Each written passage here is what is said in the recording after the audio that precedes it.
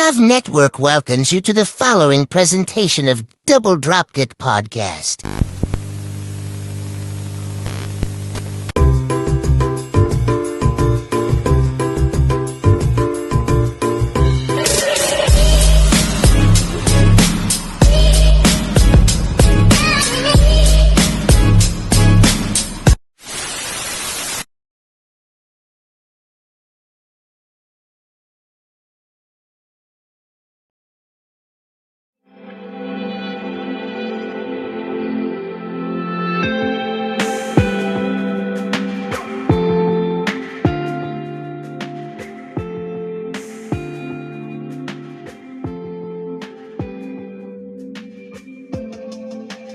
Yes, it is.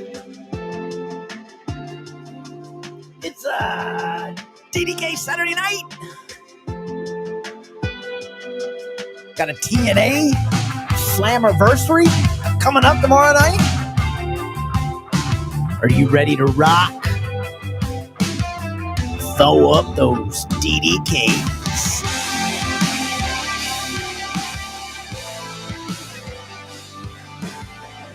That's right, it's DDK Saturday night, and we are live, coming to you through the power of your internet. Thank you so very much for being here on a Saturday night with us. Sit back, relax, let the ladies at the DDK bar, Belt Bar, hit you up with a great drink. We're going to have a fun, fabulous night. We've got a great guest. Somebody that admire his skill, his collectability. We've had him on about a year ago when we used to be on Facebook, over a year ago. And I was like, we got to get this guy back on because he keeps doing unbelievable things. And that is our main man, Manny, from Figure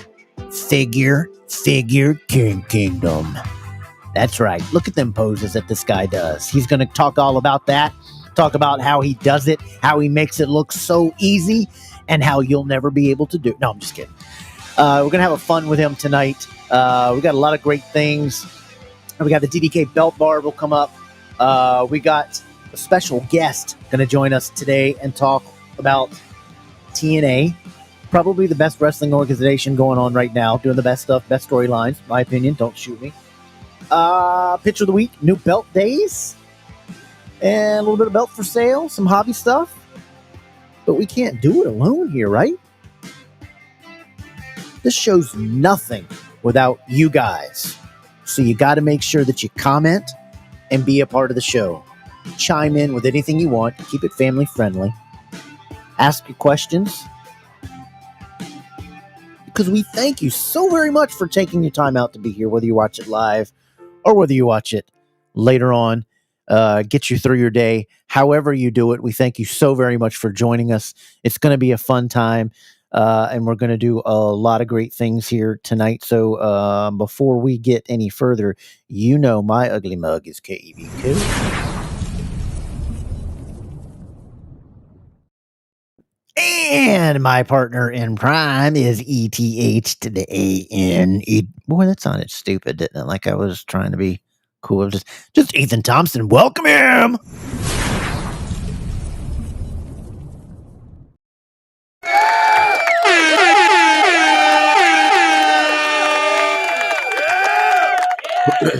Ugly?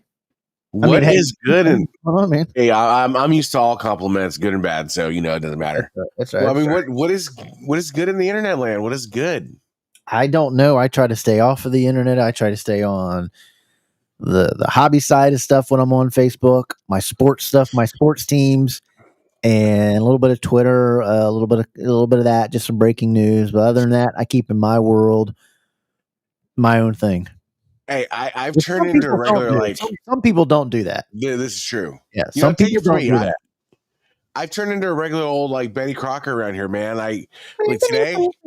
Today, clean my bedroom, clean the bathroom, clean the kitchen, vacuumed, went and got coffee, the whole bit. I was just like, hey, give myself a haircut.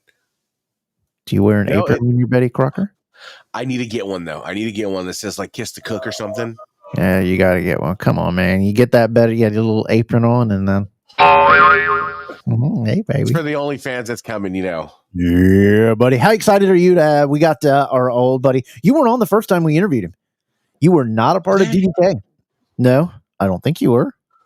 Were you? I was here. Yeah. Boy, everybody I'm like needs 99% sure. Yeah, I'm sorry. I'm sorry. I thought you weren't. I thought you weren't a part of that one. That it was just that. No, must I have been remember. right I when- remember. I remember Wrestle Calm Kingdom. and quiet. Thank you. I remember. You're just trying to block out how long the Mexicans been around for. That's all. Well, I mean, you jumped so many fences to get here tonight. We appreciate it. We've established Just, underneath. you know, we just got to make sure that you're in trouble. You're in trouble. We don't joke about that in California. There's a lot of ice going around right now, so just they're here. You better not answer that door, Ethan. That's when I answer the door like, no Mexicans here. No Mexicans here. Ethan, tell folks what they've got to do to be a part of this program and what they do to help us and help the channel. It's simple, man. Just hit that like button, hit that share button, and the subscribe button. Because ultimately, we're here for you, and we're here to try to bring you a great show, a dramaless show, a show that has production value. We just don't jump up here and be like, what are we going to talk about? We want you guys involved. Christopher, hello. Lisa, hello. But, it's easy. Like, share, subscribe. That's right. Well, listen, man. Andy was up here in the end on DDK Saturday night. This place rocks. Free drinks on us. Hernandez or Stoning. Get all your stoning needs at HernandezRestoning.com. It's not .com, but Facebook. Go over and hit him up there. Hernandez. Booth. Restoning paint modification. Does a great job. He's been getting really does. Really does. Richard Ward, host of Span Go podcast. How are you doing, buddy? Everybody getting to know everybody in there. Hey, look who it is. We haven't seen him in a while. Scott Aaron. Scott Aarons. Hello. How you doing, buddy? Good to see you, man. Look, hello. Yeah, the mic's on. The mic is on. There we go. Welcome in there, buddy. Yes, it's going to be a great show. This guy is absolutely fabulous at what he does. Hello, Crystal. How are you doing? Welcome in. Big old yeah to you. Thanks so much for joining into the program. Jim, as always, good to see you, buddy, with the excellent picture. And we got it already started out. Keith, shut up. There you go. That's where you go. Tell him. These guys are hilarious in chat. If that wasn't a fixture in the comments, I don't know. It just wouldn't be right, you know? I'll have to check the replay. Oh, I mean, we're going to miss out on you, Platinum. That's okay, buddy. Thank you so much for taking the time to come in and say hello and catching the replay later. We love you so very much. Make sure you keep on. We got some announcements. We got some cool things coming. You don't want to miss them, so make sure you catch the replay. O'Keefe Leathercraft is in the house. How you doing there, buddy? Appreciate you. Thanks, man, for hitting that thumbs up. Yep. Tell them everybody got to do. Stop right now before you comment anymore. Right where you're typing all those great hellos and the chat is flying off right now. Just click that button. Yep. Not this one. Not that one. Not the boo button. Not the click the thumbs up button. And we won't send the dogs after you. Because ultimately, when Kevin says stop, collaborate and listen, Ice is back with the brand new invention. You stop and you hit that like button and that subscribe button. Yeah. There it is, Christopher, and saying hello. Deuce Legends, check out him over on a YouTube page. His YouTube page is Deuce Legends Collectors, right there. Yes. Check out all his great reviews. There's Mark Maggard. He is a host of Span and Glow podcast and a co-host right there with him, Mr. Ben Walker, Championship Belt Brothers, and has a great group. All you guys that love figures, come on. We got a figure guy in here tonight that we're going to interview. Championship Figure Brothers. Go join it. Championship Figure Brothers. Go join it. Make sure you're part of it. Natch, finally, you're back in live. Right. You've been gone for a couple weeks. Good to see you, man. Welcome in. Hit those like buttons. Hit those subscribe buttons. Uncle Ben. Ben is in here. Stay off his lawn or you'll be getting BBs. Ben being kind. Ben saying hello to everybody. Keep your thoughts and prayers in with Ben. Struggling with a little bit of health issues, so we'll hope all that out there. Remember, guys, everybody's going through something. So if even after you had a bad day, you're going through a checkout and you take it out of the checkout person, this guy, everybody's going through something. Every single body. This world is so hard to live in. We hope these 2 hours take that away from you're the world. Do you from the world to do it? DDK hitting on a sim. Hey, awesome. Appreciate that. I hope everybody's doing well. Richard Ward, looking forward to the TNA, which we will talk about. Absolutely, we will be. It's going to be a great, great time. Ethan is the Mexican Betty Crocker. I hear you, Telling buddy. you. No French maid outfit. Oh my. That's for you, Ben. That's an upcharge. $5. Chris, post up those pictures. We tell people, everybody in these great groups, post up your pictures. Post a new one every day. Be creative. Don't lay just them on the bed, your used bed sheets, and take pictures of them. Take them outside. Get some little, little artistic flow going on. Get some. Look at Figure Kingdom, what he does, and whatever. Watch out, Keith. He's called ice on. Oh, yep. I guess you're gone. We thank everybody so much for being in here. Hammer time. Max. That's it. Max, how you doing, buddy? Welcome in. Vinny Keto, the Green What up, King. Vinny? Watching from work. Hope you're having a good day at work. Thanks so much for tuning in. Hope we get you through your work day for the next 2 hours. Work on a Saturday night. Oh, dropping that Firestone when we're going to talk. Yeah, hey man, you gotta beat him down. Got to beat him down. Hey, Ethan, where can all of our friends find us? There's a couple of places. First one is Instagram. If you go to Double Dropkick Podcast on Instagram, you can be a part of the fun on Instagram. Secondly, you can find us on X at DDK Podcast. And lastly, you can find us on Facebook at Double Dropkick Podcast. Absolutely. Like, Also, share and subscribe. Stephen Hammer Reviews. Stephen Hammer Wrestling Reviews. He's our third party of our crew. We're a 3-man crew here at Double Dropkick. He has an awesome review channel. Go check out all his great stuff. Also, make sure to check out Wrestlemania Wrestling. Once again, they're having a huge sale.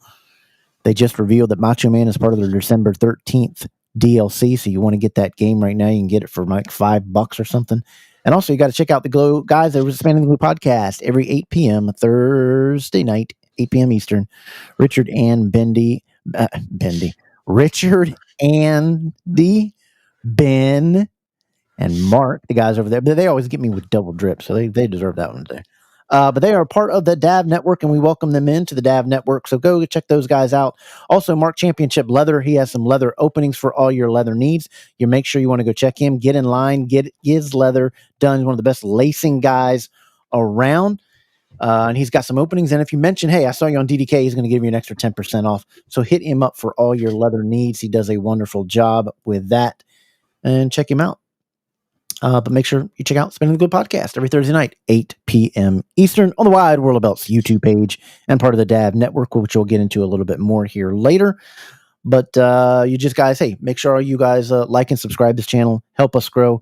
Tell all your neighbors and your brothers and brothers and all that, and make them do the same thing. Create 50 other accounts and subs. We like that too. But today we are happy to introduce a guy that does some awesome things. This guy takes some of the most beautiful pictures. As you know, we had Matthew Goldberg on, who does the same thing and does absolutely spectacular. But I think this guy's kind of one of the OG Manny's. Manny from over at Figure Kingdom. He does an unbelievable job. So, ladies and gentlemen, please welcome to the program, Manny from Figure Kingdom.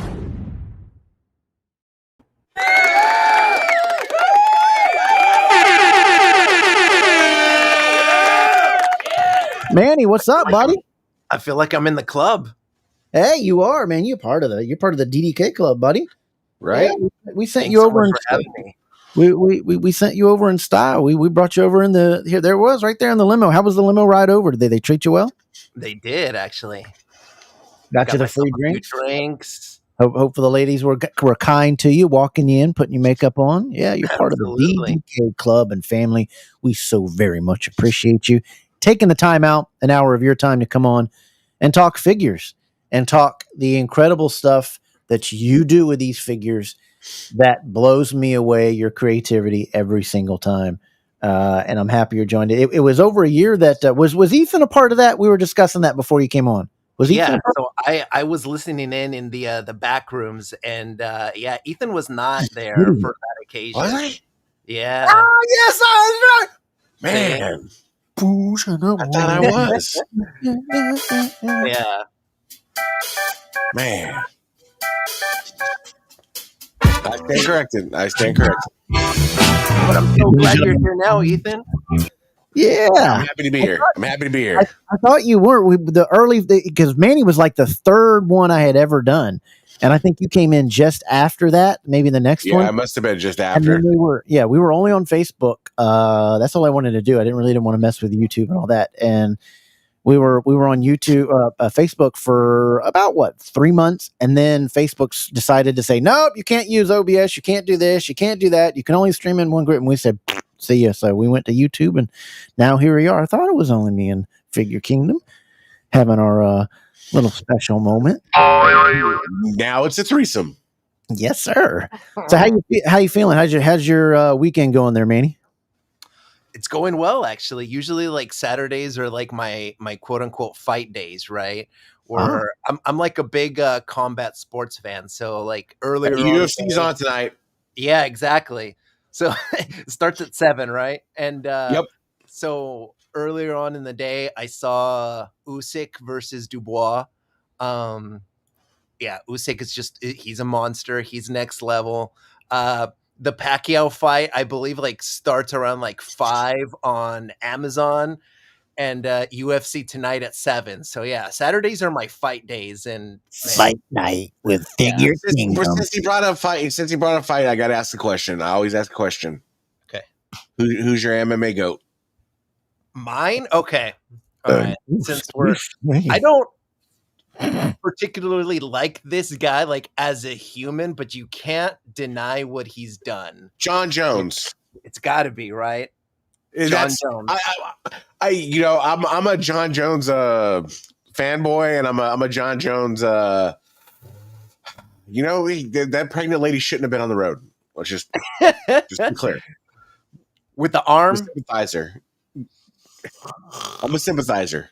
And then the wife. I mean, we know all the stuff that he did, right? But you can't deny who he beat and how he beat them and how many times he beat them and at the level that he beat them. So sorry, Kevin, I wasn't here for this first one, so we're just getting acclimated. What are we talking about?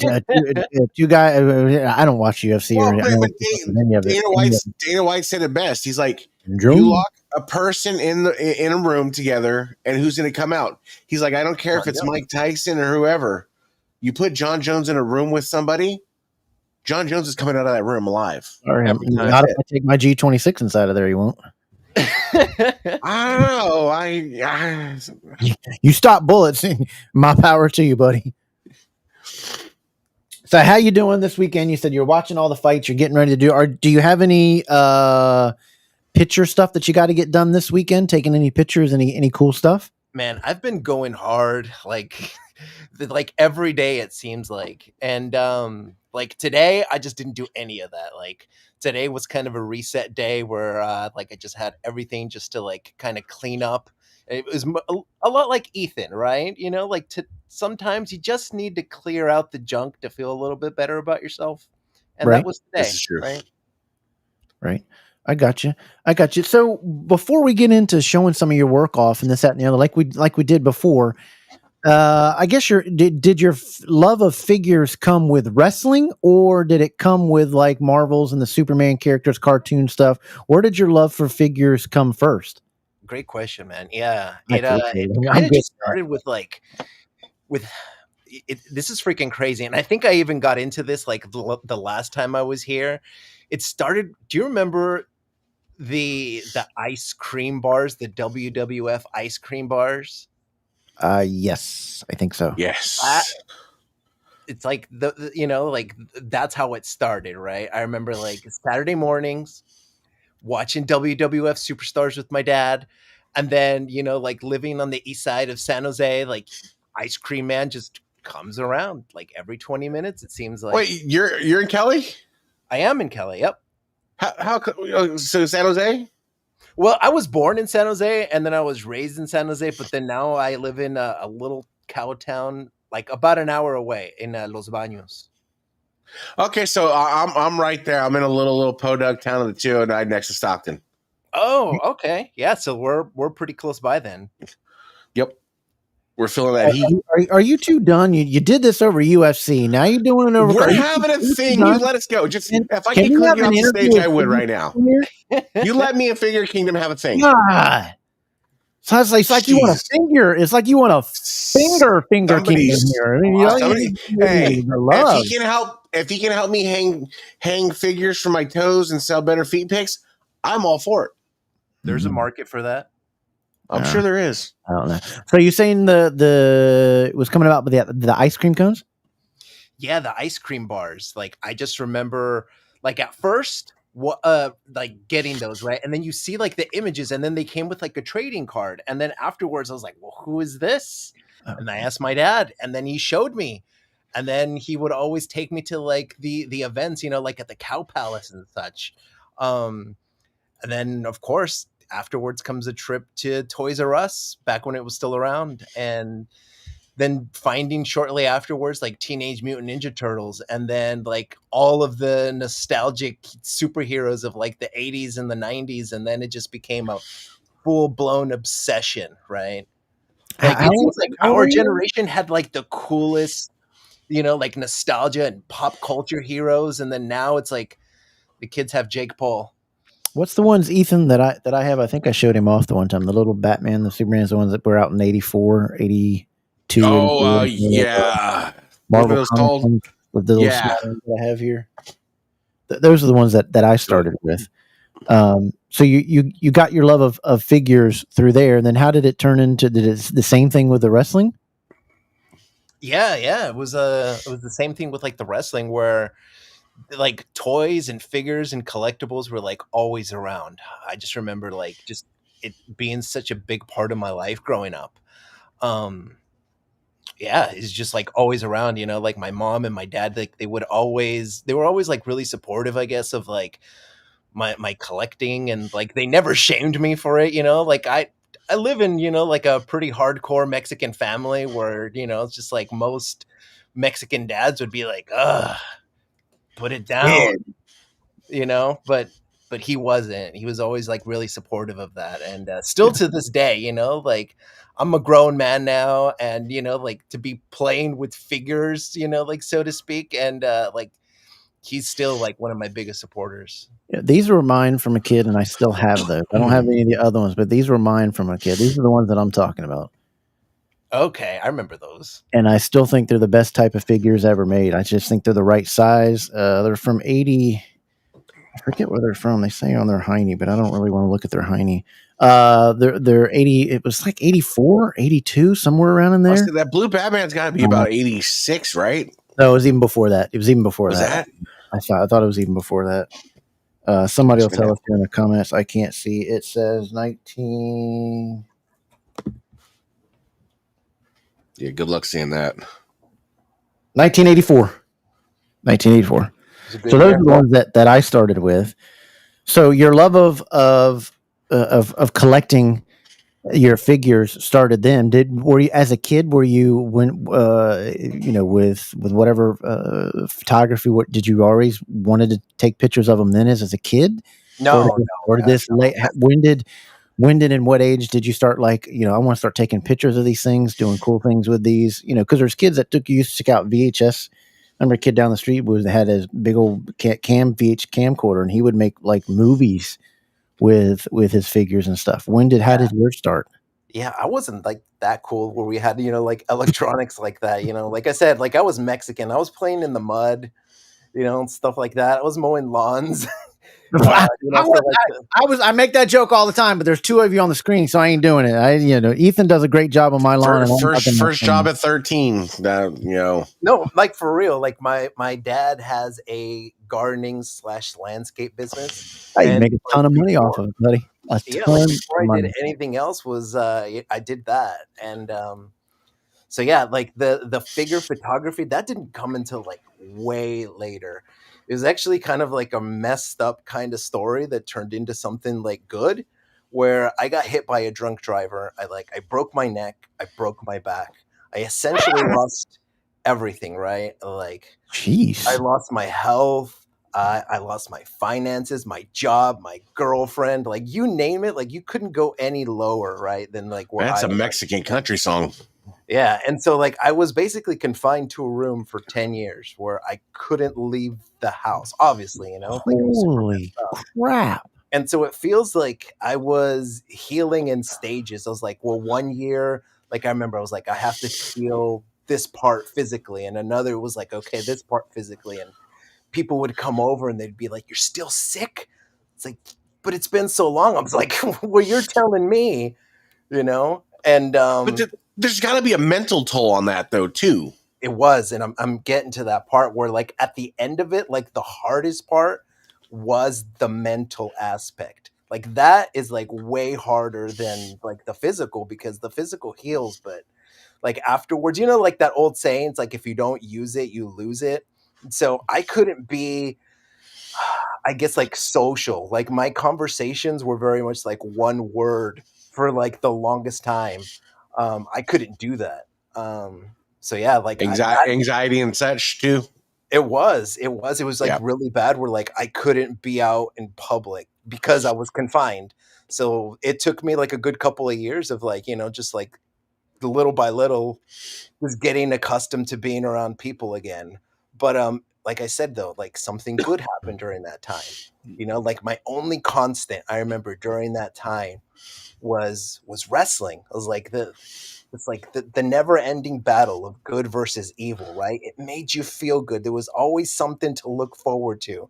I know that we as wrestling fans, like, we like to complain a lot, you know, like, about the storylines, but man, for like little kids, or, you know, like, people who aren't in the bubble and just want to just get lost in it, like, that's what it's all about. And so when I found that, I just started taking pictures just in my room for me. And yeah, that's kind of how it all began and evolved. And like, I never expected it to do, you know, like, any numbers, or to have anybody look at it. I did it Right. because I loved it, and I still do. Right. So that's how you started getting into. But and how long ago was that you started this to start the photography? Like I want to say that was like around like 6 or 7 years ago, something like that. so in that amount of time, I mean, that's a pretty good amount of time for some major, because you've done stuff with collectibles figures, wrestlefigures.com, right? Who else have you done stuff with? It seems like everybody, you know, like, at this point. The only ones that I haven't are like Hasbro, but like Big Bad Toy Store, Entertainment Earth, you know, like a lot of stuff with Mattel. Well, nobody buy from them until they use Figure Kingdom. How about that? Exactly, Right. exactly. You know, like, the codes are always in the bio. I always say, if you guys ever want to support, you know, like, use the link in the bio, leave a comment, a like, you know, like, to somebody like me, it really does go a long way. So you started taking these photographs, and when did it? I guess your earlier figures. When did it started taking off to where, like, you know, hey, I could do something with this. I can make some money off of this. I can get. When did that realization start? It What wasn't was it like? You know, you're the first year into this, the second year into it, or that? Hey, man, I got something going here. maybe like, I mean, it sounds crazy, but probably within like the last year, where it was like starting to, like, okay, now I feel confident. Now it's starting to take off, you know, like, you kind of come into your own. You have to suck really bad before you start to get good at anything. It's like anything that you do, you know, like, you want to be a great chef. Well, guess what? First, you know, like, 100 meals are probably going to be crap, but sooner or later, it's just going to click. Right. And like, I was borderline obsessive with this kind of stuff, Right. where I was doing this for hours, like, in the heat, in the dry heat, like, in my garage, you know, like, where I live, like, the summers get like 116. And so, like, I just remember, like, peeling back layers, just like, no, like, I'm gonna do this. I'm gonna figure it out. Right. And I guess I kind of did. Yeah, like I said, it took me like a really long time to, like, you know, just figure out, you know, like, natural poses, or how to make things pop, or, you know, like, how to connect with an audience too. Cause you could have the coolest pictures on earth, but if you don't connect with your audience, then it's all for nothing as well. There's like a level of realism you have to put in the picture to, Yeah, like, you make have it to feel it. You know what I mean? believable. Yeah, like, if you don't feel it, then nobody else is. Yeah, your lighting. So when did you? So you're starting to take all these pictures, and I guess they were wrestling figures and superhero figures and action figures, all that type of stuff. Who noticed you first, and who was it that you were like when you first got contacted by? I guess whatever company you're like, I'm on the right path here. Who was it that first hit you up? I remember them. Notice you. It was Extreme Sets, and I tell them like till this day, I'm like, his name's Joe. Like Joe, just thank you so much because like that was like a huge confidence booster for me because like you see all of these guys and they're all super talented and they're all doing amazing works and they're all one up in each other, but like when you have a nod like that, like hey, like we believe in you, it's kind of like, all right, maybe I am doing something right. So it was Joe. Yeah, from Extreme Sets. All right, Joe from Extreme Subs. Give him a shout out there, man. Yeah, Joe. Way to go, Joe.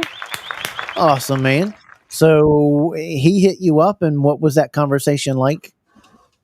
Yeah, so he wanted to like sponsor the page, right? Initially, where he would like it was like once a year he would send out like his sets. Like the background that you see there, right? He would send that out. So I would like photograph it, like throughout the year. And so from that, like it just like spawned all of these, like other collaborations and sponsorships and whatnot, like with companies like Loom Cube, who does, like insane lighting, premium lighting. Like I always feel, like the lighting sets the tone for what you do, like it's either bright and colorful, or sometimes you want to go a little bit moody and go a little bit dingy, or, like stuff with the shadows and, Right. So I did that. And then ringside collectibles, like we got to working together. I want to say this was like 2.5 years ago at this point. And like that one was like, it seemed like it was never going to happen. Cause that was, like one of the deals that I wanted the most, but it's just like, well, how do I get in contact with them? Oh, I try email. Well, sometimes they don't respond back, or sometimes like they don't have time to get back to everybody. I mean, think of how many people are out there, like looking for an opportunity as well. So I was just like knocking on all doors. It seemed like. How did he say he noticed you doing this? Did he just find you on Instagram? Or? I was obsessive is what I was about everything, like reaching out to him or just tagging everybody. Yeah. So in my mind, I was like, well, if they don't like it, well, too bad. Well, they're going to see it. And so like I made it a point. I was like, every day I'm going to post, they're going to see it. And like, I wasn't just doing it on Instagram. Like in my mind, I was like, well, I gotta, shoot from everywhere. I'm going on Twitter. I'm going on Facebook. I'm going on TikTok. I'm tagging them. I'm letting them know. And then sooner or later, I guess I finally got their attention. It's that old adage, you're just not going to take no for an answer. Exactly. And then who else after them? And you started doing some work for them. Did it all kind of combined? And once they saw you working with these people, the next person starts contacting you, and then on and then on. After that, I believe it was Entertainment Earth. I did some stuff with them briefly, and then after that, it started with Big Bad Toy Store. Which, with Big Bad Toy Store, it's like, oh my gosh, it's like you never think that you're gonna work with somebody that big, and then like when you finally do, it's just kind of like, whoa, am I really here? Because it's a pretty big deal for somebody like me. You know what I mean? Like they're so big. I mean, obviously it's in their name, right? But you're so gifted at what you've done, and you never had any formal training as a photographer or anything like that? No, like during that time, like I call it the sabbatical, right? Like where I just had like so much time on my hands where I just like taught myself everything. It was like trial and error. And there wasn't even like a community how it is now, like where there's, like people like willing to help. Like during that time, like there was like no one. Like I remember like reaching out to people and like they would just leave me on red, or they would just like say mean things. It's totally not like that anymore though. But yeah, I had to like teach myself like everything. Wow. So nobody would reach out to help you to build. Well, you figured it out on your own. So when you're doing a normal setup, say something like with just two figures here, and you're doing a normal setup, What's the approximate time that it takes for you to do a shoot, something like that? Around 3 or 4 hours, right? Because first it's the idea, like what is your idea? What's the end goal, or what's the story that you're trying to tell? And so like I always try and have, like stuff like pen to paper. That way, like I could see it in my mind, right? Because it's kind of like building a house. Like, well, do you have a blueprint? Because if you don't have a blueprint, it's just an idea at that point, right? It's like you got to have a game plan of what you're going to do for that day, like angles, lighting, your background characters, props, et cetera, and then you go and you just execute, and then what you're going to do, right? Versus just winging it. And who was go ahead, Ethan. I was actually, when it comes to lines of toys, like, because you got all different types of makers of toys. Do you have like a favorite? Because like I've kind of started going down the rabbit hole of the whole Hot Toys. Oh my gosh, Ethan, what are you doing? I love Hot Toys. That's my thing lately. That's the rabbit hole I've started, and it's an expensive rabbit hole, but it's so, the detail in the figures is just so spectacular. Ethan, did we just become best friends? I think we did. I think we're doing karate in the garage right now. Yeah, man. I'm the same as you. Like before, it was like all the wrestlers, and I still love those wrestlers, right? But then like I got my first Hot Toys through Big Bad Toy Store, and then I was like, what am I missing? What was I missing? And now it's just obsessed. See, I'm a huge Marvel guy. Yeah. So like I'm like Iron Man and Thanos, and like, because there's a lot of like when people watching like an Avengers movie, right? And Marvel does a great job on Avengers, but there's actually like a whole different side of the movie that people, well, not the movie, of the comic book that people don't understand, and it makes it more appealing. Then you see these figures that are just so detailed, and it adds to the lore of the character. Because like with Thanos is one of those guys that, everybody knows the story. He wanted to snap his fingers, and that was the movie aspect of it. But the comic aspect of it, Thanos was trying to win back the kind of like the love of his life that ran the Death Realm, and he was trying to deliver her a bunch of souls. Built her big throne and the whole bit. So then you see these figures that just have their facial features and their structure and their body and everything like that. You're just like, damn.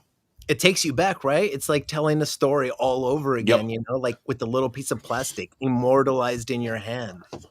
It's wild. I didn't think I can love a figure, like, because I have some figures. I got some figures, but I got into these Hot Toys, and I'm just like, man, there's no going back. Now imagine if like Hot Toys made like a 1/6 scale Bret the Hitman Hart. Like, how sick would that be? Like, sign me up. Day one, like I'm pre-ordering. So like, most people will see like a figure like, you get like Vader. This is send them a message to explain Hot Toys for everybody. Hot Toys is a maker. They make the most spectacularly detailed action figures that you'll ever see. When you buy the figure, you're getting the finish, the fit. You're getting different faces. You're getting different hands. You're getting, it's so scaled. I mean, Tony Stark looks exactly like Tony Stark. He doesn't look like the Ric Flair figure we talked about last week. He looks exactly like Tony Stark. Like I said, you see this Vader figure, and this is a great focus. It's a great Vader figure. Great. Yeah. But when you take it to a Hot Toys level, it's a lot different, because your Hot Toys are going to run you $400. I have that figure. Yeah, there. Like an Iron Man figure, like it'll move and it'll pose, and it's made of metal. Like, yeah, like that's how sick these Hot Toys are. So if you get a chance later on, chat, go on Google, go on YouTube, check out a review from our Hot Toys, and just you're gonna see. You're gonna learn today. To learn, just Google Hot Toys Iron Man. Yep, that'll set you off. Just phenomenal, and that thing. But it's Like we're in the belt hobby, a lot of us in the belt hobby. It gets expensive. They're the Reggie Parks of action figures, right? So we were going back before. What were we talking about before we were going in the people? So who was it that after you started doing the stuff for the guy that we just gave the shout out to? Who was the actual figure companies that reached out to you first and saw what you were doing? I did a lot of stuff with 3-0. So I don't know if people are like that familiar with 3-0. They're based in Hong Kong. Again, like they do like a lot of Marvel, and like they do like these Iron Man figures that are like mini Hot Toys, and they are made of metal, and they're like 1/12 scale, super detailed, insane looking figures. And I did a lot of stuff for them as well. And again, like when I got that deal, it was like another confidence booster. I was like, well, maybe I do belong in this space, or maybe, like there is something to this where I can make this, like a job, a career, right? Like they don't, like that saying goes, it's only crazy until it works.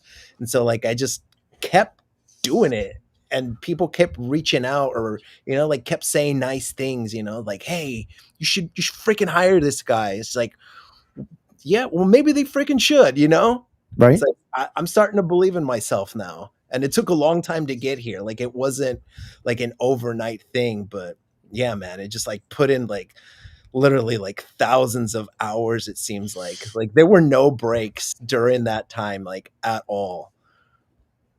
So you're saying I mean, I noticed you well before this taken off. So you're saying like within the last year you've been talking about like you're taking off? I thought Yeah. for me, it's like I've been seeing you for a few years doing this, and I think that I've been seeing you with like doing stuff with. I thought it's been like 2 or 3 years that you've been doing stuff with companies. So I was doing stuff for companies, but like I said, like I wanted to do it to a point where it was like a career, a job where, like I could do this, like, and actually be paid. Cause it's like to do, like these poses and, like you got to get the lighting right, and like the string work, and, like the editing, so many different things that go into it, it's like so many hours out of your day, and so if, like you would want to be compensated for that effort, for that time that you put in, because I treat it more than, like an actual job is, like I live this kind of stuff. So yeah, it wasn't only until like the last year or so where it's just like, okay,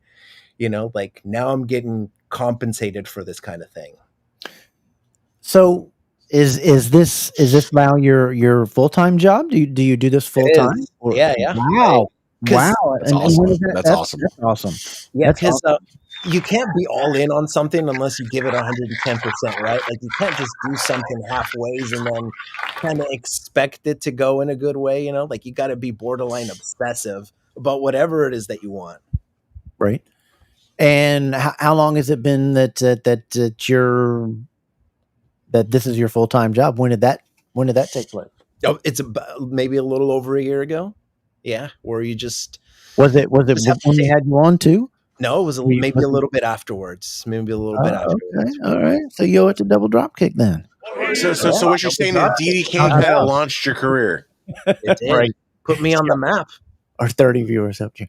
I love this shot because I've not seen, and I brought this up and I had it down on my notes. I was looking for my notes. I couldn't find my notes. It was like the Hogan where his NWO and then him knocking out this picture says so much in it and can say so many things. What was your inspiration for this one? My inspiration? Well, it was just like I could see what you're thinking. Like my interpretation is like good versus evil. I'm going heel. I'm taking the Hogan out. I'm heel now. That's what I see when I look at it. Yeah, it was good versus evil, right? It's like we all have that side to us, like good and bad, So yeah, that's basically what it was. And in this case, like evil won, which I mean, in our world, sometimes evil does win. It's not always perfect. So that's what you were thinking. You were sitting here as like, I'm going to do the heel turn and I'm going to have the Hollywood Hogan hitting out the old Hulkamania and going. Well, do you kind of like clap your hands when you see like a wrestling storyline kind of starting to take place, or a movie kind of starting to take place, where you're like, yo, that's going to make a good picture. That'll make a good picture, you know? All the time, man. I'll just see something, like in a promo, or, like you said, in a movie, and it'll just like jog my memory, like right away, like, oh, I need to do that. And like, I'll just go on my phone right away. I'll like put it in my notes app. And then when I get home, like I'll write it down, like pen to paper. And then that's the plan. Right. And so like, I've literally have, like hundreds of ideas that I've yet to like execute, but are still there. Do they give you freedom of range to do any of this stuff, or do they say, hey, just do your creative work, or they have certain shots that they want? Some companies like will have, like their restrictions, right? Of like, hey, like, can you just stick to this genre, right? Where they don't want like the toys to mix in with other companies, which is totally understandable. And then like other companies are like, hey man, just have at it, make this look as kick-ass as you want. And, like you just have to work within those parameters of whatever it is that they give you. Right. And is there times where they tell you this and you're like, hey man, it would look better like this, it would look better like that, and then they agree with you and go on? Or they No, I try not to be a diva, like, because then you get labeled as that guy. It's just like, oh, freaking Manny's awful to work with. Like, I don't want to contact this guy anymore. Go to Matt Goldberg instead. So these companies, and I was researching the ones, and I'm not going to call them all out to you, but like, do when these companies come to you, they each have their specific things of what they want and how they want it done, and they give you a deadline to do it by? Well, so it's like regular freelance type work, right? Yeah, some give me a deadline. Like Big Bad Toy Store, for instance, like it's usually within like about a month or so. But then like, say if it was like a Mattel drop for, say, like their new Ultimate Edition John Cena, well, they don't like go out and say like, hey, there's a deadline. I know it's like, hey, like let me put this on priority like now, Right. So like, and then someone like Ringside, who gives me like a lot of creative freedom, like they don't really give me a deadline, just get it done, make sure it gets done. Who is the most work that you do for? Probably, yeah, let me think. Who is the one? I think it's Ringside. Wouldn't it be them and the guy you just said first? Because I hear you mention him a lot. Yeah, I guess it is. Ringside. And yeah, I'm just like forever grateful for Ringside as well, though, because, like just having that kind of platform, you know what I mean? Like just to have that kind of support, like day in and day out, like there's so many guys out there doing this at an incredible level, and they choose to be, like supportive of me. So, I'm incredibly grateful for that. All right. And is there anybody that you haven't worked with that you want to work with? Yes. Hot toys. And it's on my vision board. It's with Storm Collectibles, and I've been so I've wanted this for so long. It seems like I've written just like it is STORM. No weird. Yeah, no weird. Just STORM. Yeah, I've written emails. I've DM'd them. I've gone to like all platforms, and it's just like been. I've never heard of them. Yeah, been. Ooh, their Mortal Kombat line. Ooh, and Street Fighter. Maybe that's Mortal Kombat, Street Fighter. They've got all the video game licenses. They did some badass Hulk Hogan figures back in the day. Like they did the very first Hollywood Hulk Hogan with Storm Collectibles. And Talmadge is seeing this picture right here and probably going crazy, and so is Ethan. If you look up, yo, I love that. Yeah, I love that. No, yeah. I was already oogling the Green Ranger. You passed up a couple of slides ago. Yeah, no, big time. Yeah, big time. And how long have you been reaching out to them? Is there anything that we can do, and our guys here that are watching? Can we tag you in something? Can we tag you? Yeah, like just blow them up. Like go on their social medias. Yeah, we don't want to get mad at you or anything. No, yeah, like the Double Dropkick Podcast family, like go into their comment section to Storm Collectibles and be like, hey, we want to see some stuff between Storm and Figure Kingdom, you know, like reach out Are to they them. are they on Instagram and They're on and Instagram, that's they're main on place? X, they are on Facebook, they're everywhere. So you guys got, I mean, we don't have about like 4,000 subs. So we're going to, for the next couple of weeks, we're going to have that as a banner going across, reach out to develop that. So we're going to try to do a little mission here with just our 4,000 subs and see if we can't get something. Cause we did it with our chicken champ and they noticed that one, Bojangles. They noticed that. Remember when we asked our fans and they said, something maybe coming with a Bojangles champ. So hopefully some of that's coming and our little, you know, we're just a little corner, 4,000. We're no little figure guy. kingdom. Yeah, we're no figure kingdom. Bro, you got way more subs than me on YouTube. Like I think I got maybe 100, maybe if I'm lucky. I think you focus mainly on Instagram though more. That it seems to. Do you like Facebook? Posting on Facebook? Well, X. I look more at your stuff on X to me. Yeah, where's the place that you like posting? And I'll tell you why. My thing is. Yeah, so like I started on Instagram, so that's kind of home base, and then I took a year completely off from Facebook just because it was getting kind of toxic in there from from time to time. So I took a little breather, and then I just started posting again like on July 4th. It was like a full year. Interesting, he said that. Right. Yeah. Stay tuned. Yeah, stay tuned next week. Oh my! Oh my! Yeah, Facebook. I don't understand it. It's like everybody just wants to breathe their hate on Facebook and collecting groups. It's like Twitter is the place where you as an individual hate on everything. Mhm. Facebook is where you come to hate on the groups on everything. Instagram is where you really can't do anything much of it because I don't see too much hate on Instagram. Do you get a lot of hate on Instagram or no? Because I don't see too much of it. Not from my end, I don't, but then again, I'm also a firm believer in you get what you put out, like if you put out nothing but good, then you're going to get that back. And so I see bad. I'm like, oh, well, let me steer clear of this place. It's like, oh, Daniel in the house. Daniel turns. What I think happened was a lot of the modern, Dan? A lot of the Modern Warfare 2 players migrated to Facebook and not Instagram and stuff. So, because if you ever played Modern Warfare 2 and you were part of those chat lobbies, it's a lot like Facebook now. Oh my god! I think they just migrated. It's just like vile comments, and I'm just like, bro, don't you have a job or a mortgage or a wife or a cat or something? Like, why are you saying this?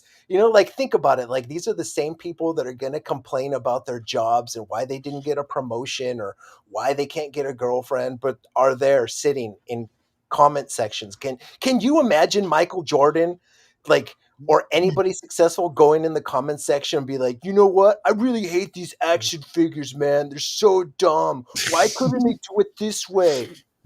Look at you should make it on your own. We're actually experiencing that right now. It's the modern day Angel Reese and what's her face from WNBA. That's the whole little good versus devil right now.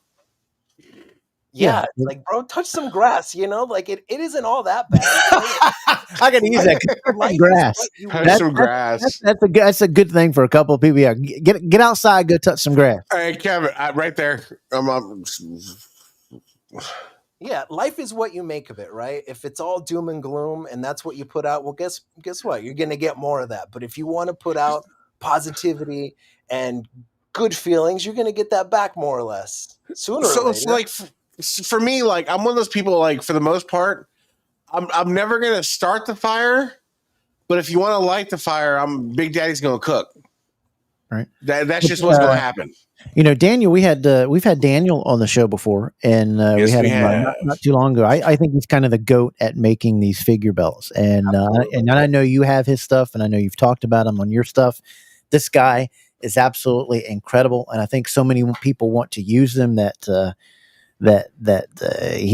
he'd probably be able to make belts for the next 50 years. I mean, I can't even get an order on him. Daniel told me, he's like, oh, you're a double drop kick. No, I'm gonna kick you to the end. No, I'm just kidding. I got a question. Where do you? He's the GOAT. I have an idea for Dan Turnquist. my dream would be like, say, one of these like big companies, right? Like reaches out to Dan. You know how there's like Chase figures? What if there's like a Chase belt within the figure? And like how cool would that be? Like say like a Jazzwares or something like that were to work with Dan Turnquist, having a Chase belt with one of their figures. I mean, every one of my figures has his work on it. I need to get some more from them, but every one of my figures, I was like, I took the old ones that other people made with the styrofoam and the printout and was glued on just to print out, and I used all of his stuff. All of his It's stuff. only crazy until it works. It's not out of the realm of possibility. I would be like this painting it, and then I'd mess it up, and then you'd hear. I would be done with it. The way my brain works, I need to ask a question. Where do you find a courtesy cup that small for that set? The what? The little tiny. In the restaurant industry, they're called courtesy cups. The little clear plastic cups. Oh, okay. So there's a company called Super Action Stuff that I've also done stuff with on Instagram, and now they're on like big websites. They're like on like Big Bad Toy Store, where they're just doing like accessories. Like they got like little mini cell phones, chip bags, potato chip bags, pizzas, like bottles and stuff like that. So that's awesome. Hit them up. What happened here? That Green Ranger, he's so dope. For making development. I've never heard of some of the other ones, but I know Dan. I know Dan. That's Dan number one. Forbidden. I'll have to look up these other guys. Belt Slab. That's a killer name. Wrestling Club. Some I go to for figure belt makers. That's pretty cool. Yeah, Dan. I don't know how he gets into the paint. It's just incredible the detail and the detail, right? That's my thing. Like the level of detail that you see on some of these plates, where like some of the like the belt plates, like they'll have like flags, and each flag is like so intricately painted. It's just He got everyone in Mexican colors in there. He didn't discriminate. Yeah, absolutely. But it's and then people, let's say I'm not saying his prices or anything like that. Let's say somebody said $20 for one of the belts, and then they go, that's kind of bit. But if people understood how much time goes into making it and painting it and the ordeal to get it right for you, you'd shut your mouth on paying maybe $20, $30, whatever the prices are for whoever. People don't understand what it takes to undergo to produce something, to do something, and to make stuff. And a lot of people just want to complain about it and tell you how to make it better. Well, then go make it yourself. Yeah, if it were that easy. I'm pretty sure when people do people ever criticize your photos? All the time. You got to be kidding. You got to be kidding me. You have got to be kidding me. All the time. I remember like when I first started at, like doing stuff for Ringside, like I would try and stay off of like the comment section, because I was always like, I'm so sick of seeing this guy, or all his photos look the same, or I hate his lighting, or you do know that the match didn't happen like that, right? Or why is the posing off? Or so I was just like, you know what, for my own mental health, let me just stay off. Right. And just focus on me, like my dad always told me, like you can't get to where you're going by constantly looking back in the rearview mirror. So just look ahead. But your vision, I think, even for just a pose like this, your vision, your creativity, your artistic, I think, like you said, you turn something bad that happened to you into leading it into something that you're blessed with, and that you found something that you're good at, and it came from something bad, taking a negative and turning it into a positive. And look what you've come and you've done. And instead of, you doing some hard 9-to-5 job that's physically grinding, you're able to do something in your environment, taking your own time, taking your own pace, working at your own schedule, being able to, there's a much different break being able to work for yourself than work for somebody that's under you and over you all the time. And I'm pretty sure you have deadlines, but as you can say, working for yourself is much better than working for somebody else, right? Yeah, man. Like I'm a firm believer in like everybody has a gift, like everybody's born with the gift, like every single person out there. You know, like some people cook better than others.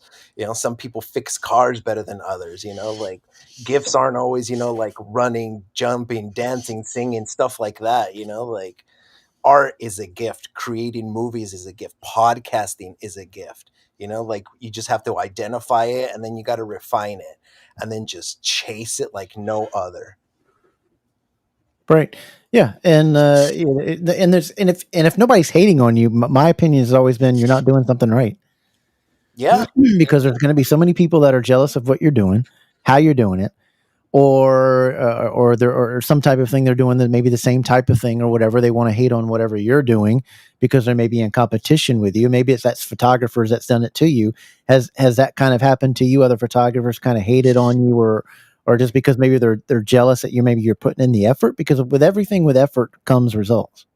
Yeah, I don't know. I just focus on me, what I'm doing, where I'm going, and you know, as long as I stay in my lane and just do what feels right, you know, like have integrity, you know, like don't be a douche nozzle, you know, like as long as I do those things, stay grounded, you know, like Right. F what everybody else thinks. Right. Well, it's that old quote: "If nobody's hating on you, then you're doing something boring." Well, before we're running out a little bit of time here, I wanted to tell people where to be able to find you. So on Facebook, you're at Figure Kingdom on Facebook. So all you got to do to look him up there. Then on your Instagram, you are over at just Figure Kingdom on Instagram as well, correct? Correct. Figure Kingdom on Instagram. And then on X, you are at Kingdom Figure on Yeah, they took my handle. Somebody took it like before me. I don't know what they were thinking. If you're out there, bro, I'll buy it off you. Oh, really? There you go. He'll buy it off of you. So that's those are the places to go to hit him up. So On on TikTok X, as well at Figure Kingdom. okay, Figure Kingdom on TikTok, and then on X, and then Instagram. Go to those places and on YouTube. And then who do we want to tag? Who was it that we wanted to tag? Storm Collectibles. Storm Collectibles. Yeah. Tag up Storm Collectibles and all your stuff and say, hey man, you got to work with Figure Kingdom. You got to work with Figure Kingdom. You got to do it. You got to do it, and so that we can get a collab with him. And the last thing we want to do before we let you go, we wanted to show everybody a little man cave because these were some great pictures. I love man cave stuff, and See, this is there's some the of hot your toys I was telling you, Ethan. yeah. This is his little That's man goals. cave. His little man cave here. He's got the beautiful setup. I love the logo. I'm still thinking about doing something like that with DDK with some of my stuff. But you got his picture here, there with the great setup there, and you see the Batman in there. I thought was excellent. Then you got a little closer up pictures. What lights are those? Because I use Elgato's, but are those the Elgato minis that they make now? These are from Loom Cube, actually. Loom Cube. Yeah, Oh, very smart for them to soft get in the lighting, game. premium lighting, a little bit expensive, but man, does it make the difference. Right. Okay. And then here it is lit up. Yeah, that's a different room. That's a different sign. Oh, it's a different sign. Okay. I'm kind of okay. I'm kind of obsessive. So I created like multiple studios within my house. I like in one of my other rooms, I like gutted a closet just to like stick more toys in there because I'm obsessive and a weirdo. And here you are with, and I'm guessing this is some of your favorite figures that is in this display case, correct? Yeah. Just some of like wrestling runs through my blood, of course. Right. What is your all-time favorite non-wrestling figure? Non-wrestling figure, man. You know what? It probably has to be Hot Toys, Iron Man, any of the Iron Mans. Once you see this figure, you will know what I mean. It's like the real Iron Man, only shrunken down. It's like they had a heat ray gun and shrunk him down. It's that badass. You could kind of see it in the background there. In this picture, if you zoom in by the chair, there's a quarter scale Iron Man Hot Toys on the desk. I gotcha. So that is that the 89 Batman Cal? Yes, it is. And your favorite wrestling figure of all time, who would it have been? That you loved, that it was just great. If you had to pick one of those, Off of the top of my head, it has to be the Target exclusive Ultimate Edition Bret Hitman Hart with the Royal Rumble gear with him against Razor Ramon. Man, it's just so beautiful. And I like what they do with those jackets as well, where they're like molded on versus like the soft goods. I love a good soft goods, like jacket. Don't get me wrong. But when you got the molded, it just captures that much more detail, I feel. And it's just perfect. So how many wrestling belts? Is this your current picture of your wrestling belt collection? It is. Yes. And what is your favorite wrestling belt of all time? I mean, I'm an 80s guy, it's got to be the Winged Eagle, right? There you go. So yeah, it has to be that. Gotcha. And is there any of the new belts that have kind of come out, like all the new styles, whatever you have? Is there any of the favorite? I'm guessing maybe that world title that's right there. Yeah. Well, just because it has, like some of the modern mixed in with the Hot classic. Toy Superman. Yes, it is. Yeah, yes. Like the modern mixed in with the classic. So you got that one. And I'm just hoping they change the giant W belt, for the WWE Championship. We need something new. I'm over it. Like we had Hellfire Designs on. He's the one that does the designs for TNA, and the way TNA does their wrestling belts, makes it feel like a championship belt. It makes it feel like what they should be and what they look like and what they're supposed a trophy, to be. Right? Yep. Like, oh, I need that.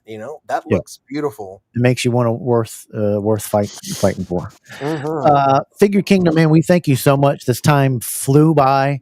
If you ever want to come on and talk some wrestling, I'll hit you up and maybe we'll come on. Thank you so much, Kev and Ethan, for having me on. It was an absolute pleasure to be here. Yeah. How about the next big? Maybe after. How about after SummerSlam? You come on and tell us what you thought of SummerSlam.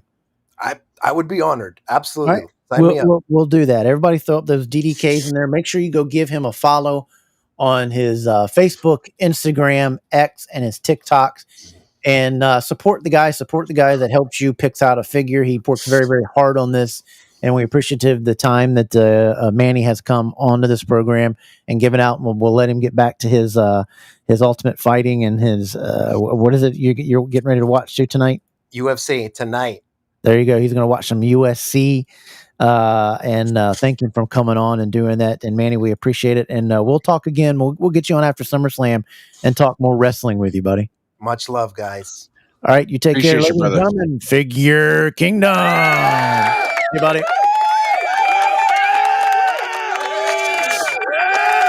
It was pretty cool.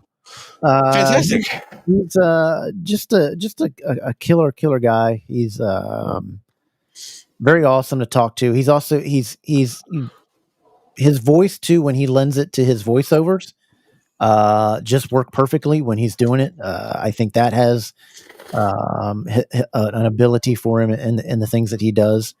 And he's just so talented, and Goldberg's talented with what he does on all his picture stuff. He's really, really cool, and he does just some great work. Absolutely throw it up for him. We appreciate him coming in and then taking the time out from something that he likes to do. Yeah, absolutely. We got to do a little bit more of that. We got to get a little more of that toy talk going in here. Maybe fantastic. Maybe in the a little bit more toy talk will come in the broadcast that is soon to come. There's going to be toy talk for sure. Yeah, we need to go toys episode. We'll leave that one up to you. Hey, but you guys know this is DDK, and we're getting ready to have our next guest, and we're getting ready to bring him up just right now.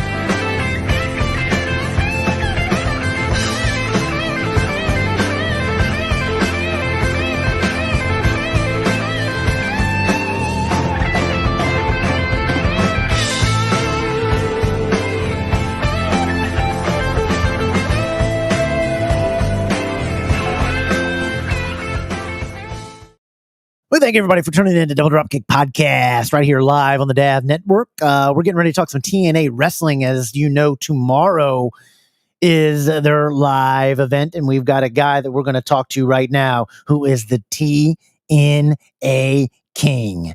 Please welcome to the program, Mr. Michael B. Jones.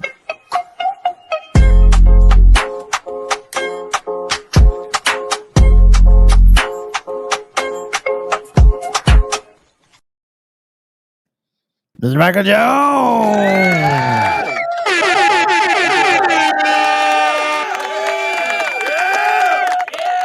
I saw you bobbing that head. I got a little flavor to that intro, didn't I? I saw that head bob. I was like, is he gonna like it? Is he not gonna? Well, we'll do it one more time just for you.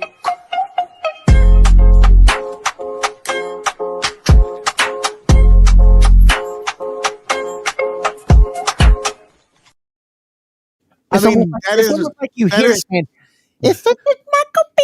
Jones." You know, that is the boot thing. You can't bring Michael Jones on without bringing him on with some style and some flair. Hey, I had to, man. We couldn't put him on with I had to find a little flavor. He's got a little soul to him. He deserves more than that. He's got a little soul to him. Even though I'm scared of whoever's that guy over your shoulder is going to give me nightmares tonight. That's the masked brother. Masked brother. He's going to scare me right now. How are you doing, bro?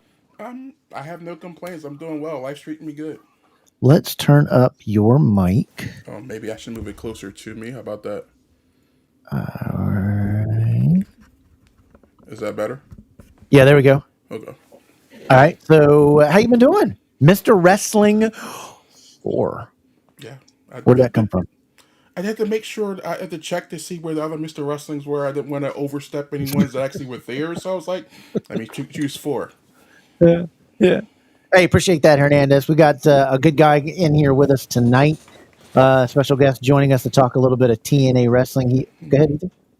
FYI, I might have to step off for a minute. I'll let you know. But yeah, if I step off, I'll be right back. I'll be right back. You got the Taco Bell. You got to quit eating it. No, I got somebody stopping by real quick. So. Oh, I don't have any of that music. Here, I'll just do this one. It's living that type of life now, bro. But we brought our TNA expert on here. My opinion, TNA not only now has the best wrestling belt designs in the business, but I also think they got the best storylines going right now.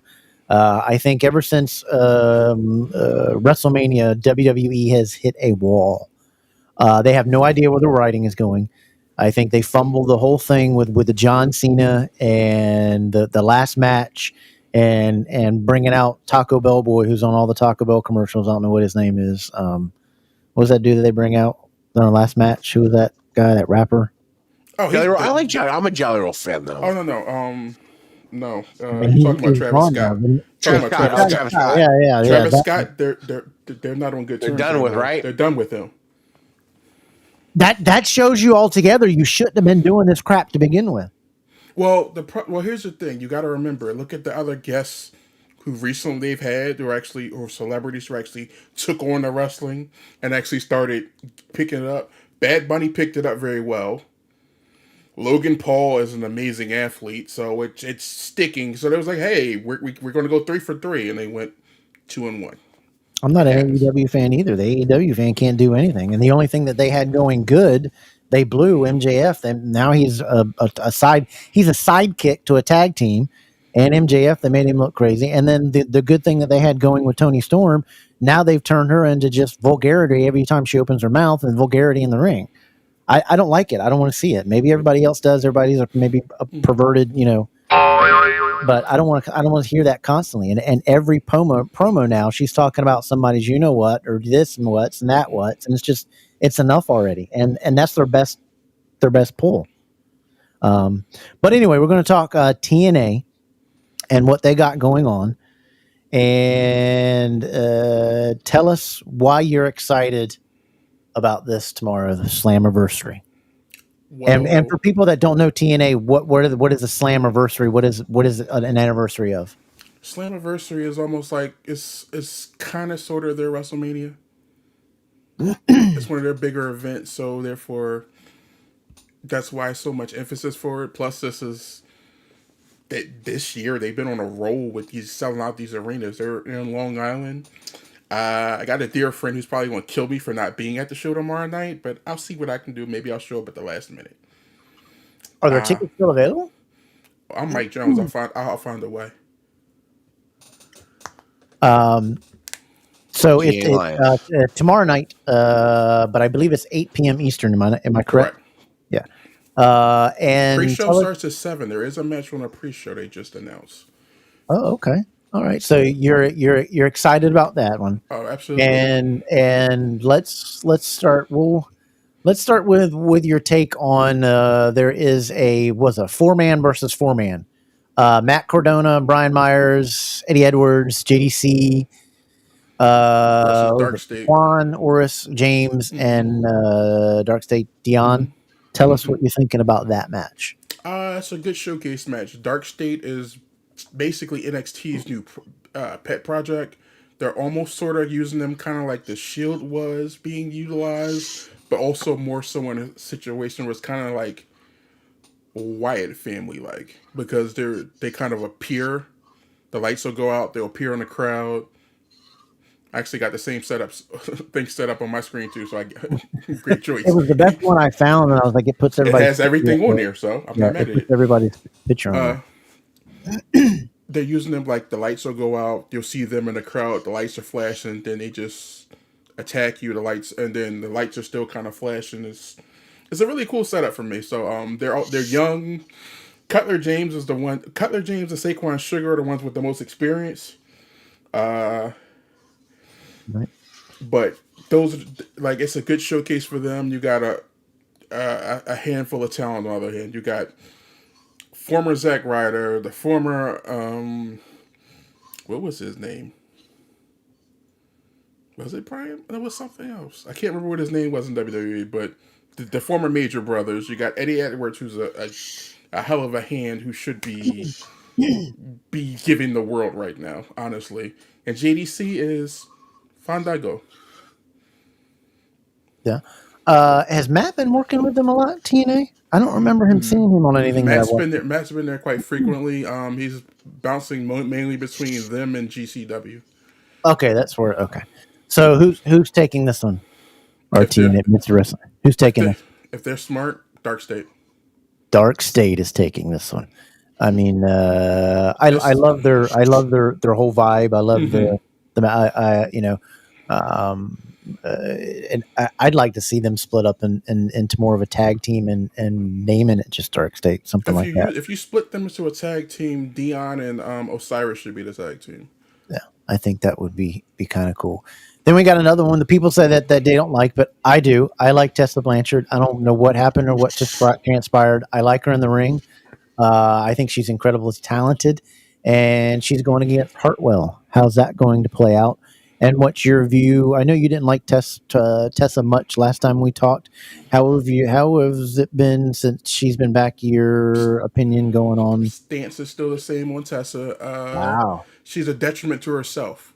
She's a hell of a talent. If she hadn't gotten herself in situations where she wouldn't have got herself into that were really controversial, and also had not had such an attitude as like, I understand you're good, but let them see you're good, and then you can start having that air of confidence and walking around the air like that. So, but are you talking about that now or in the past? Oh, the past. Now it's some people she's been humbled. It seems like she's been humbled. She's been humbled. It's like she has shown some humility, but it's still hard to get that stigma off. It's going to take time because there's a reason nobody touched her for all this time. Well, I think everybody should deserve a second chance. Hopefully, she won't burn her second chance and burn a bridge. Too many people in WWE burn a bridge and they can't get that back. But she's so talented, and I hope something comes with it. But that's again off of whatever ever happened. I'm just talking about her in the ring and her character. And in ring, she's hard to be matched. She's great on the mic. She's great on her attitude. She's great on the ring. She's an asset, and hopefully she'll realize that. But also realize that nobody needs the problems that come along with what you bring. Nobody is above all that. So who you got winning that match? It's going to be a controversial ending. I expect Tessa to win by cheating. There you go. You got to do it whether you get. You're going to make the heel. You got to do the me heel. I must say her daddy is a cheater. So what would you expect? They're the horsemen. That's what they're supposed to do. That's what they're supposed to do. Appreciate the Ethan getting there with the yawn. I guess that's what he takes of No, my allergies have been on it. I guess that's what he My thinks. allergies are on hit. Tessa Blanchard, that's not the Dab Network. That's just Ethan yelling at you. I'm used to him yarning on TNA anyway, so it's No. My allergies, man. I'm dying. Then we've got Ollie and Cedric. I got this still in the show. I think you got a very, very athletic matchup here. Mm-hmm. This could be the one that people talk about more. Yeah, like for this one, Cedric kind of just debuted. However, it's one of those situations where neither one of them really should be taking a loss. For me, if I'm booking, I'm throwing a time limit draw in here. That's just me, because you don't want either one to lose. Mustafa can afford to lose. So can Cedric, honestly. DQ? Get caught doing something? Yeah, it can be a DQ. Or Cedric can be so upset he gets himself DQ'd trying to get to Mustafa. Because there's many ways it can go, but this is not the end of the story. How about it's a 30-minute time limit? They go to 30 minutes, and it's also, but they keep fighting, and they're pulling them off all the way to the backstage. I would love a time limit draw with this. Those were the old days of they kept fighting, and you trying to break them up. They kept wanting to go. They kept wanting to go. Or then the old NWA guys. Then they bring out the ring announcer. We've just got word we're going another 15 minutes. Yeah. And do it again. You got the TNA Knockouts World Tag Team Championship. How is this one going down, Mr. TNA? And tell us about this one. Give us a minute on this one. This one's a hard one to call. I love the Elegance brand. You're seeing people who really didn't get a shot fairly in WWE shine in TNA. And on both sides, honestly. I'm sorry. You're just snotting all over Michael B. Jones' segment here, man. Good Lord. I'm muting right now because it's just, I didn't want to say it, but I know Michael heard it. This is the first day I've had allergies since COVID. I've had COVID 4 times. And I haven't had allergies in like 3 years. And today is the first day my allergies are just back to normal. Gotta send over a doctor for him. So where do you got this one going, man? These are two good tag teams. Beautiful belts, by the way. If anybody's not looked into their belts, then the Knockouts tag is good. How's this one going? I got the Elegance brand getting counted out. Wow. Only because Inspiration just came back. Are we really going to give them the belts immediately? I think they get a pinfall and then they're not done. But I think you can't give them them coming back. I give Brand the pin. I think they pin them clean. Okay. You're back. Here you go. You gotta earn it. You gotta win it. Nothing, and then put Inspiration right back into another feud with somebody else that they beat and climb the ladder again.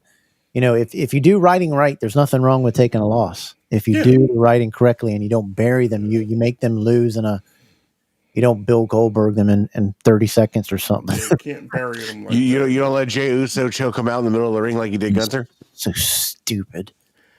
TNA I X had no Division. issue with that, but we can talk about that later. All right, the TNA X Division Championship. Moose. This Leon. is absolutely the moment they have to pull the trigger and put the belt on Leon Slater. Really? Leon is a hot young talent. If he wins this, he's the youngest X Division champion of all time. You think he's? We're not yeeting it just because he's hot right now. We're not yeeting it. No. I've been hot on Leon before he got signed. Okay. However, if that's not the direction they're going, considering I know who's supposed to be showing up at Slammiversary, what they could do, even though I'd rather him pop up in another match, is considering he was the first X Division champion, If Moose wins, have AJ Styles confront him after the match and challenge him for the belt, and then it's AJ Styles. Then you can have AJ Styles beat Moose, and then I'm writing all these down now, so that when we that's talk just the way I again. would do it. Like, it makes sense to me. And then Leon beating AJ would be a bigger thing to me. Like, or but AJ I have booked later on. But like, this is another place that this just came to mind while I'm on the show with you. So that's exclusive. Uh-oh. I've never discussed this with anybody. That just popped in my head. And well, why is that something? Why has that not been in the Mr. Wrestling's head until now? Well, because I wanted AJ Styles to confront the winner of the World Championship match, and I want him to be World Champion once again. Why? You don't think the age is starting to get there and the injuries? The injuries keep piling up for him, but I guess WWE puts it on him. 80-year-olds here lately. If I say, but he is Mr. TNA. He is one of the ones you can throw back to. He's like, if it wasn't for TNA, there would be no AJ Styles. Is he the Hulk Hogan of TNA? You're right about that, and it's if they're doing it over at there's a good partnership with both of these going on. You could have a way to Styles to build him back up in TNA and then bring him back in the sorry, WWE. Jones, I had to. But you're right. Technically, he's the Hogan as far as star power, but he's not the Hogan as far as burying people. Because AJ will put somebody over. Do you see him? Like, what did you hear what I was talking about? Yeah, I agree with that. It was like it's the perfect time. It's been 13 years. You went and made a hell of a name for yourself elsewhere. Come home. Come home, win the title one more time. Then when someone beats you, it means something because you beat an original. But do you see him working back into like we said, he has a good reign with this, and then that builds him up for having to something in the WWE that they could launch with another guy and him putting over another guy in WWE, Yeah. or giving him a good run in the WWE. I don't know why we can't in the WWE build up these the United States title and the Intercontinental better than we're doing.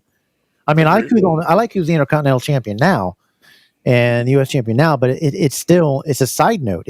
Sometimes you have to think who those champions are, because I don't think they're putting a big enough spotlight on them because we're so focused on 20 minutes of the ring, two guys sitting talking about the world title again, over and over and over again.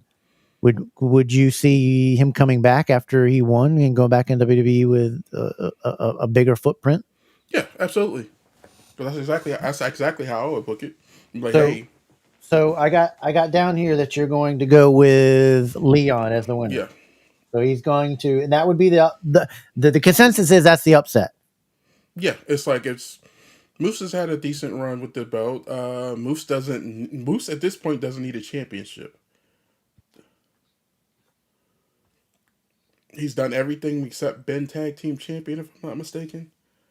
If he's been tag team champion, it was a very brief period of time, but yeah, it'd be kind of interesting to see what happens with him. Now we got the in TNA World Tag Team Championship 4-way ladder match. This,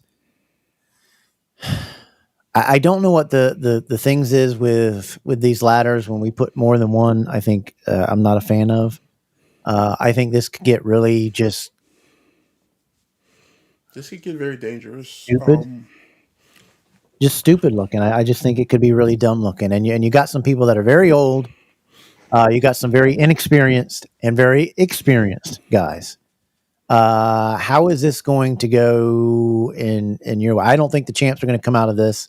I feel that they're going to put the belts on Hardy. Because of what was said, I agree with you. I think there's a reason why. I think TNA's got the eyes right now, and every time the Hardys do anything with, they want, a lot of people have wanted them to come back into WWE for one last hurrah type thing. This could launch them into doing that, right? Them winning is the reason why I think they're going to end up in WWE.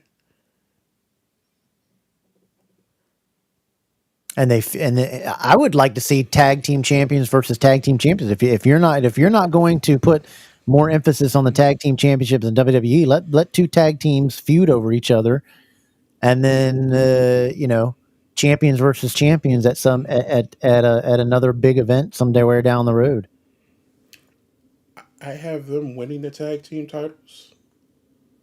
However, they're going to be confronted by the WWE tag team immediately, and it's going to set up a match at SummerSlam. Ooh. So the TNA tag titles will be defended at SummerSlam. So you get your Hardys back on the WWE stage. I think Matt. Yeah, to this match, I think Matt is the one that has the problem moving. Jeff can still move, in my opinion. Jeff can still move, but actually, it's almost to this point they're about equal movement. Jeff can't move as quickly as he used to, but he can still move better than Matt. So who do you think they're feuding with afterwards? I got New Day confronting them immediately. Wow, interesting. New Day is that a push down on New Day, or is that a push up for New Day, beating up on an? When the Hardy Boys came back to WWE the last time, the New Day introduced them at WrestleMania. So they can say, we brought you back. So now we're going to take you out. What? And we challenge you for the tag. We want to embarrass you and end your career and take the tag team titles from you at a WWE event. Interesting. Then so that we got here, and now we've got a title versus title matchup, which I've always thought these were pretty good, pretty cool. TNA Knockouts World Champion, NXT World Champion, title versus title. Because I could see this going both ways just because of what happened at WrestleMania. Exactly. You can't keep letting the big dog feast off your champions. Yeah. This is where NXT's not as big. This is where I could see WWE saying, okay, we'll give you the bone here or whatever, because if they let this happen, that is your women's champion. And you let your undercard NXT champion, which NXT is below, we all know that, it's your developmental. You're going to let that happen? Am I wrong? Well, technically, the world champion is an NXT guy. I'd be pissed. I'd be pissed if am I laying down to you? Then I'm like, then you need to buy TNA and do what you want with it if you're going to do this. That's not off the table. Then they're going to milk it like they're milking and ruining WWE with a match. But what I would do, let Masha win it. Masha wins it. Ooh. Then you got Masha's been feuding on the internet with Natty. Not Natalia, Natty. It's the same person, but those entities are two different. Like Natty is a shoot fighter. Natalia is the WWE queen. So Grace gets in here, maybe Grace gets in here and interferes with the match. I say Masha wins, but she can't hold two titles. She drops the NXT, and then the NXT has a great what do they call them? Like they do when you can't hold two titles when you used to in the NWA. You go to a one-on-one type of thing, and then the women go through it again, and then you have JC get all the way there again, and Grace get there, and they fight for that title later on. I would let Masha hold both, honestly. Oh, all right. I just defend them separately. But Natty would be the one I would have take one of the titles from her because they've been teasing that fight for the longest. I got you. Ethan, I know you're falling asleep on TNA. Absolutely not. I'm learning a lot. He's good. I've been watching more TNA than I have WWE and AEW. I mean, AEW, all I've been paying attention to is WrestleMania ruined me. It shut the door for me. I'd give a whole year to trying to get back into it, and we'll talk of that with Mike in just a minute. All right, here we go. This is the one. I don't think this is as big as. I'm not that much excited for this. Are you excited for this three-way? Actually, I am. Really? You got two TNA guys. Well, technically you got one TNA guy, one WWE TNA guy, and one WWE guy. Because Joe Hendry is all but signed to WWE at this point. The way I would book this, Dude needs to be in NXT and learn how to wrestle. His feet are slow as crap. the way I would book it is Trick wins. But he said, where is TNA being televised? It's on. I watched it on YouTube, the TNA Plus app, and it's on. TNA Plus, yep, and pay-per-view. I can't remember the name of the network it's on because I barely watch that network anymore. I would probably say go YouTube would probably be your best bet. There you go. Access TV. Yeah. Thanks, David. David for the win. Oh yeah! All right, so how does this match go? Because I hope Joe Henry doesn't get the ball. I'm booking it. You got two different ways to book this. If you want to end this now, Santana has to pin Trick. The champion has to be pinned. If you want to... Yeah, you can't let Joe, after getting blasted in WrestleMania, and then you come and let him, again, that would be burying your champion again. I just think after what happened in WrestleMania, where he was buried, and everybody still says, oh, it's so great for TNA, it made him, like nobody who knew who TNA was before that. Everybody in the building knew who he was when that stupid song came on. He was a world champion because of that stupid song, just like Yeet was a world champion because of that dumb song. He can be good, but he's just very, very, very slow in the ring. He's very slow. If there's anything with any rope movements or any movement with his feet is just very slow on his feet. He was like Dominic Mysterio when he first came in. Very slow on his feet movements. Very, very slow. So how do you see this going? You think what again? There's two ways it could go. Santana has to pin Trick. If you're going to do it that way. But if you want to extend it out further, Trick has to win. Santana's disappointed again. Joe will be fine. He's going to WWE anyway. This is where I was originally going to bring in AJ Styles. AJ Styles comes out, confronts Trick. Trick can be super cocky and say whatever, blah, blah, blah, blah. And AJ Styles is now your TNA champion. That's where I will feel Santana beating AJ Styles would mean more than Santana beating Trick.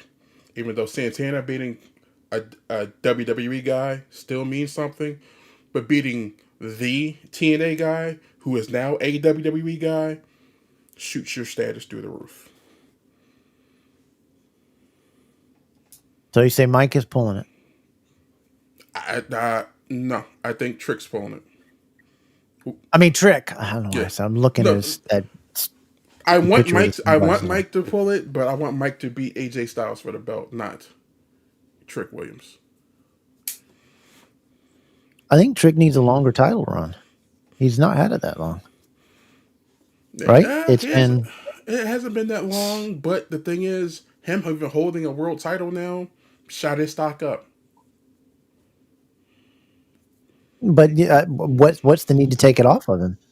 If you got a good guy, you ride your good guy when, I don't like storylines that say, oh, I want to boost this guy up by tearing another one down. You can make a good storyline. You can have guys keep feuding over a belt.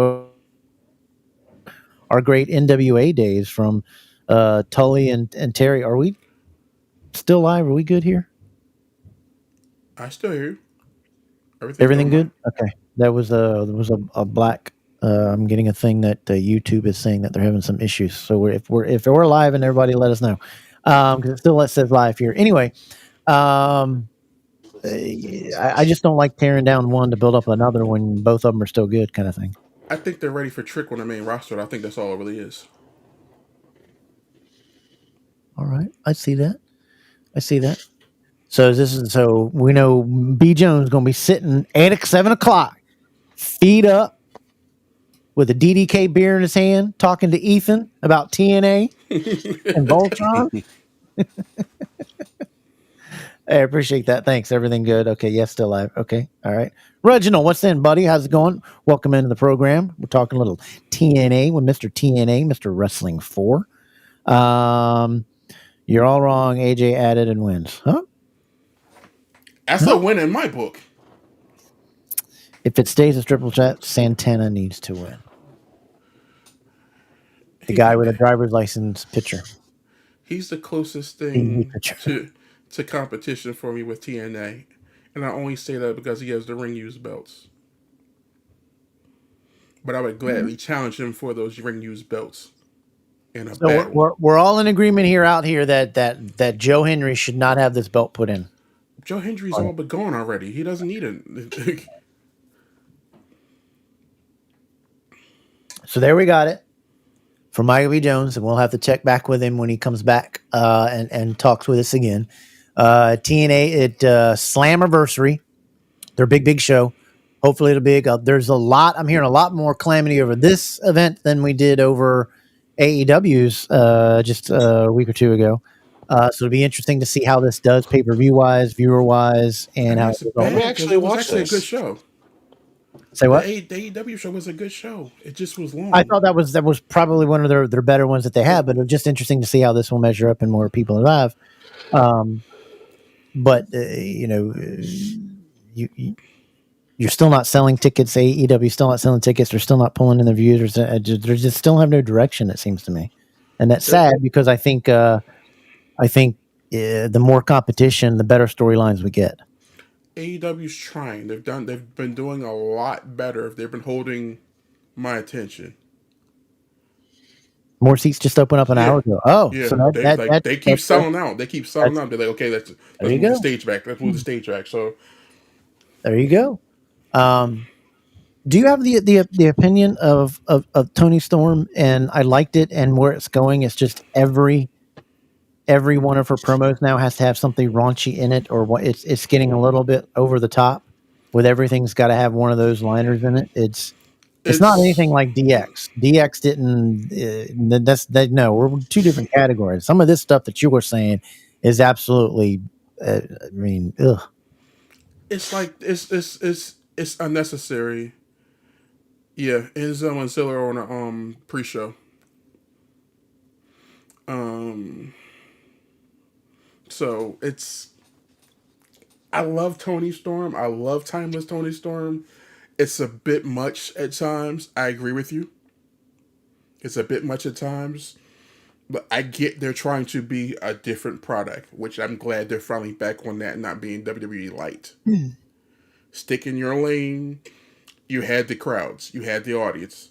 Now, when you switched it up, you started losing the viewers. It's going to be hard to get them back, but keep doing what you're doing right now. You're getting the viewership back. Like, I'm just happy you're finally showing your championship on TV again and not a briefcase. Right. I gotcha. Well, the last thing I'm going to give you 30 seconds here to ask you about the WrestleMania ending and what shouldn't have happened and what should have happened. My thing was I wanted Stone Cold to show up and get involved when Rock was in there trying to make it and hear the glass break and Stone Cold interfere in there. And when Cody always said, if I'll be there if you need me, I'll back it. He interferes, Cody keeps, and we do that, and maybe Cody loses it again in SummerSlam to Cena a second time around when Rock does it again, but Stone Cold's not there and something like that. But that's where I thought the big moment would be. Instead, we got a 7-minute walk down by a guy. I was like, who? I have no defense for Travis Scott's slow walk to the ring. I've had conversations several times with other people. I talk to Matt Panetta most of the time. Me and him bounce ideas off each other about wrestling. We both agreed, like you just said, that was a Stone Cold moment. Or you bring in somebody if he ran to the ring, or hell, do what it took to get The Rock there. Travis Scott wasn't the one you wanted for that moment. It downplayed it like, oh, You tried to make the group seem so powerful. Oh, we don't need The Rock here to do anything. No, you did need The Rock here. That moment felt flat. I'm happy Cena won. It sucked that Cody had to lay there all that time and Cena just going, hey, come on down. Well, I'm the Undertaker. It's just, yeah, I mean, even so much for that is if he wasn't going to show up, you had plenty of time to figure something out. You had so many people there. You had Hart there. You had a bunch of people that you could have quickly come up with. If you're paying writers, 10 or plus more writers, you should always have something back up if something doesn't go wrong, a flight, an injury, or whatever. You need to back. Exactly. I can't believe 10 guys sat around and that's what they all went. Yep, good job. Good job. We're going to do this. I can't believe that happened. I think it comes down to that ego between The Rock and Triple H, because you can't tell me. I know Rock's filming a movie, but you can't tell me he's not a 6-hour private jet ride from Vegas where he can be there and not destroy WrestleMania the way they destroyed WrestleMania. No, I don't want him to ever WrestleMania. It's the only one that I've ever called him for because it was clear, it was close to him. He said he would always show up in Nevada. Yeah. Hello, we're in Nevada. Give it to him. I don't know, but I'm not like, I just don't like the direction where WWE is going, where it's just we're getting the thing to where you're only getting matches now in the live events and everything else is just talking for 20 minutes in the ring and 2 matches every Raw or SmackDown. Look how it boils down. Stone Cold's WrestleMania moment was running a lady over with a quad. And she faked getting hurt. She faked that so badly. She faked it hardcore, but that's exactly what she did, dude. She balanced it. It was hit, and then she was seeing those dollar signs. That's why. Oh my god! And then she was like, "Oh my dollar signs!" Yeah. And then fall down. I would have wanted Stone Cold to get up and do the, Yep. With the middle. That would have been stunned her. That would have been funny. But Mike, we appreciate you coming on and talking with us, and hopefully you'll come back and talk a little more wrestling with us, and so we can use your funky intro again and bring you on in. We thank you for your time, man, and hope you enjoy your event tonight. Tomorrow we'll be watching it too. Thanks so much, but everybody give them DDKs and appreciate Mr. Wrestling for Mike for coming on the program. Thanks, buddy. See you, Manny.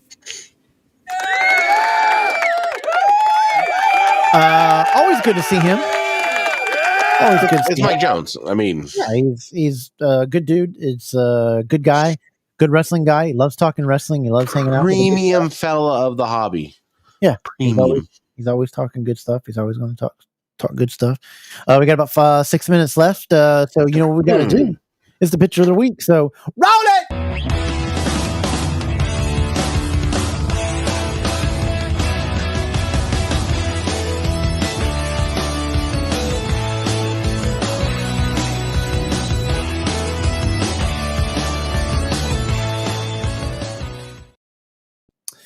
The picture of the week this week comes to us from a man known as David Healy. Picture of the week.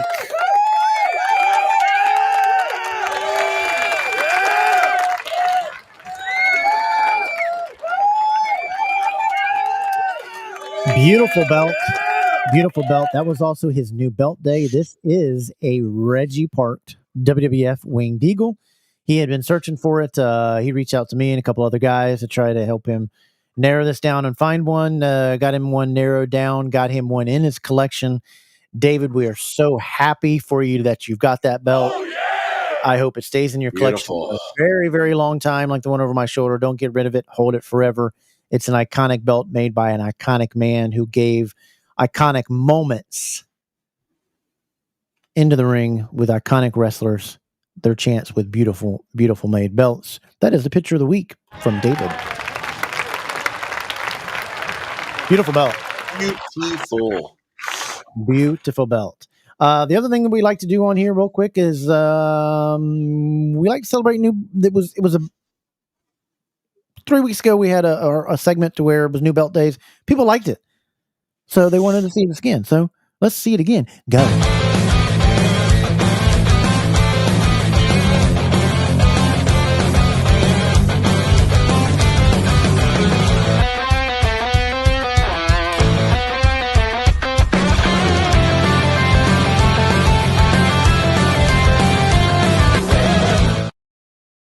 So as you know, we love new belt days. That's what we are all about in our groups, and what we want to see around the groups, and what we want you to post, and what we want.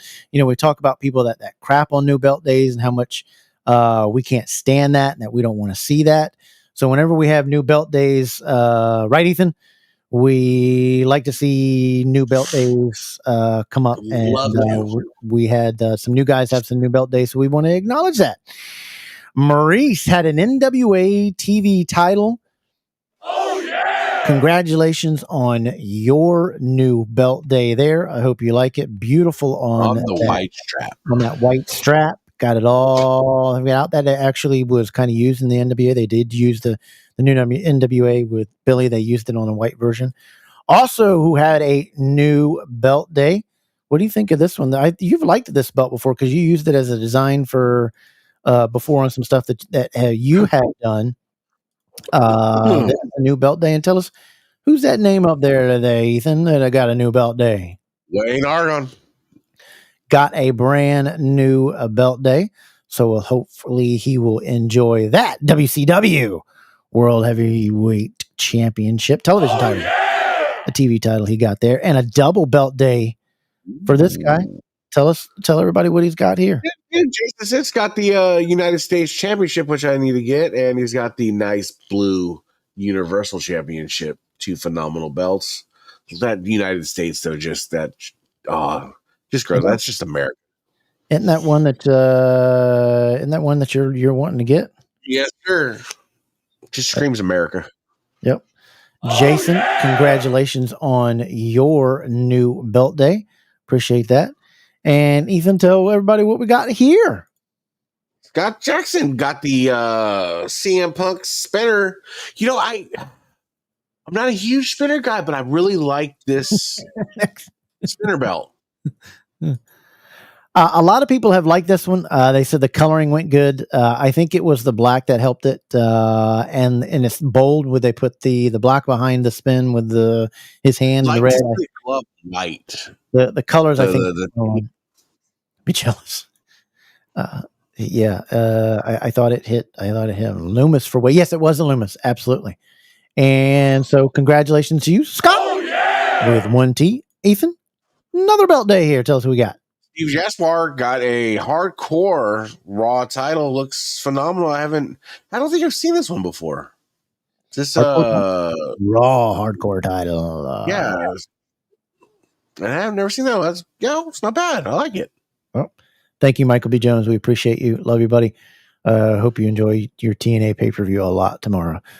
But for you, Mr. Steve, congratulations on your new belt day.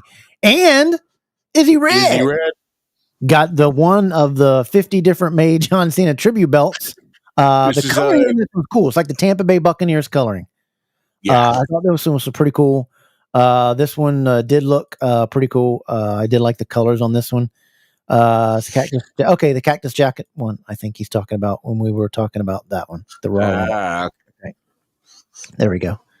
And so we wanted to tell Izzy, Izzy, congratulations on your new belt day. And last but not least, William Smith has been waiting for it. He's been waiting for this belt. It's in the mail to him.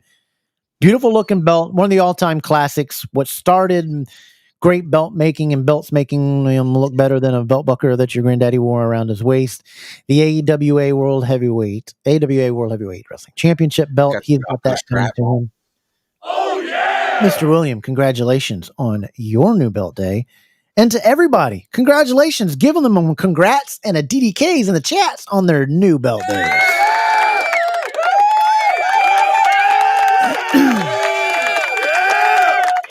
That was cool for them. I'm glad that they got to experience all the new belt days. If you have a new belt days that you want to do with us here at Double Dropkick, all you got to do is hit us up on where they got to hit us up on. Can you remember?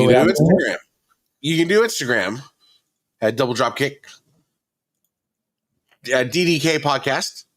You can hit us up on X at Double Dropkick Podcast.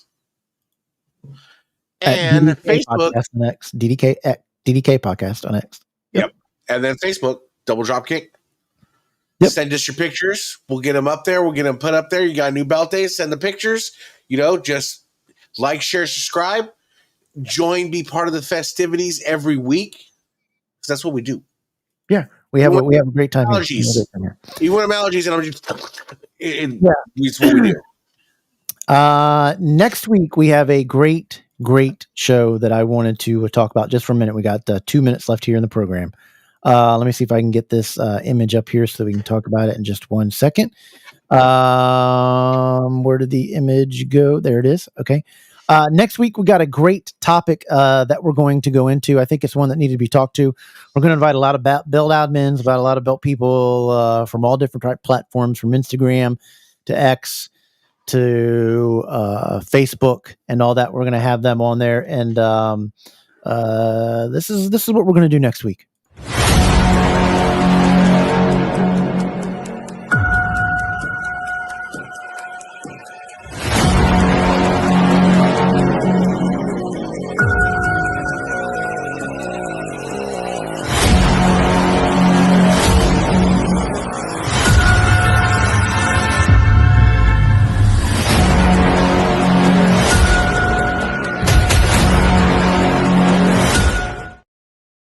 That's right. Next week, right here on Double Dropkick Podcast, is the belt hobby toxic? Is it toxic?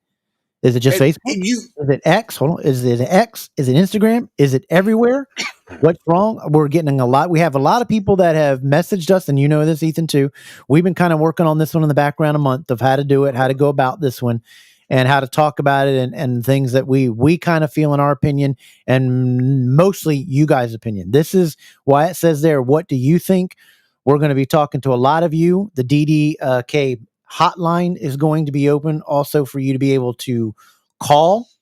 So you'll be able to call on the DDK hotline. That'll be up, and we'll have that number up when we're ready for you guys to chime in on some stuff, and we'll give that number out live where you can do that. If you do something stupid with that live, you will be banned from ever participating or seeing this or commenting again. So don't call in just to do something stupid or Howard Stern like. But Isabel, hobby topics and toxic, and what do you think? We got a lot of guests coming on for that, Ethan. And it's not just our opinion. You heard it from Figure Kingdom tonight. He even chimed in, was like, there's a lot of toxic stuff on Facebook. So I look forward to getting into it and hearing everybody's opinion and thoughts, and see what's going to happen. Yeah. But we're going to talk about that next week. Life is toxic. Yeah, it can be, and it's how you handle it. I think a lot of it is how you handle it, how you do it, how you allow. Yeah, certain people are topic, allowing them. Yep. So we're going to discuss all that next week.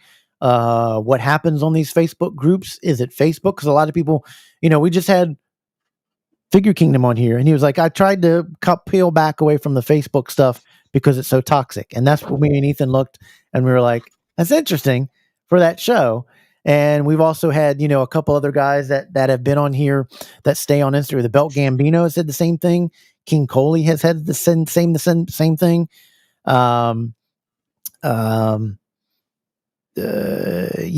Yeah. Hopefully, I'm not seeing too much, whatever, but there's still a lot of people that when you go into it, something always is popping off in the chats and the group. But there's nothing like the manufacturing the drama. Yeah, it's not anything that we're talking about that's happening right now. When I talk to a lot of people, when they interview, bringing them over from Instagram, I'm always asking them, hey, are you on the Facebook groups? And he goes, no. And a lot of them that say no, and they always say it's because it was so toxic.